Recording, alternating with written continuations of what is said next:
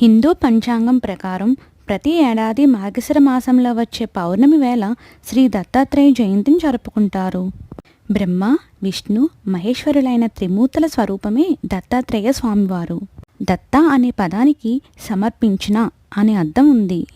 అత్రి మహర్షి, అనసూయ దంపతులకు త్రిమూర్తుల పసిబిడ్డల రూపంలో తమను తాము సమర్పించుకున్నారు కాబట్టే ఆ స్వామికి దత్త అనే పేరొచ్చింది.